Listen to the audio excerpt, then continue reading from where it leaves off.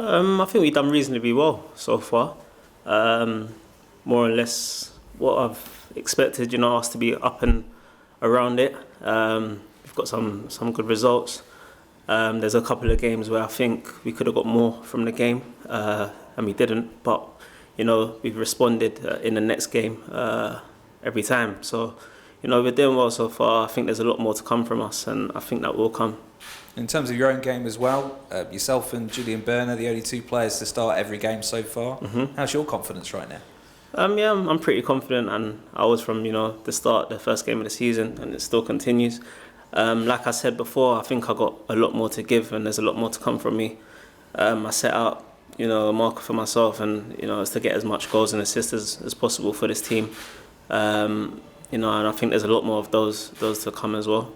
You are the player in the Championship at the moment who's had the most one-on-ones. It's quite clear what Sheffield Wednesday want to do with you, isolate you against a fullback and get you to take them on. How much of that side of the game do you enjoy?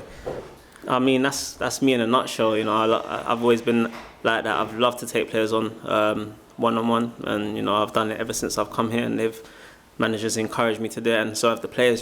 They don't mind if I've lost the ball, and they know that if I continue to do that, and if I did lose the ball majority of the game, there'll be maybe one or two times that I do get past the player and get a cross in, and that can obviously create a goal, or a shot in, and that could create a goal as well. So they encourage that, and it's been that way since I've joined.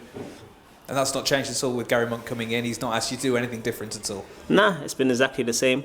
If anything, he's encouraged me more. There's been a couple of times where I've passed it and he's like, nah, just get at the player in training. So, it's great for me because, like I said, that's me in a nutshell. And, the more encouragement that I get with that, I think the better.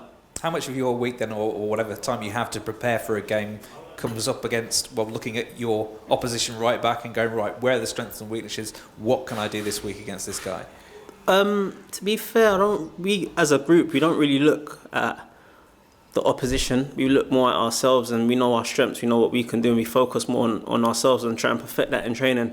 And it's been no different week in, week out since the gaffer's come.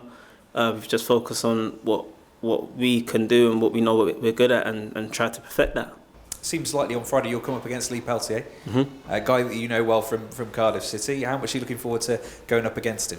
I'm looking very much forward to it. He's a good friend as well.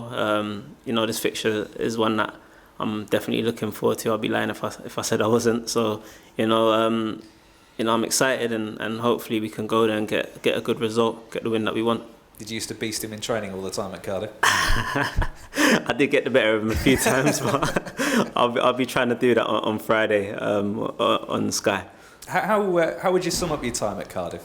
It was very mixed. I was there for a long time. Had a lot of ups and downs. It was literally a roller coaster ride there for me. I would say I learned a lot there, not just as a player on the pitch, but as a professional. I learned a lot on how to be a good professional.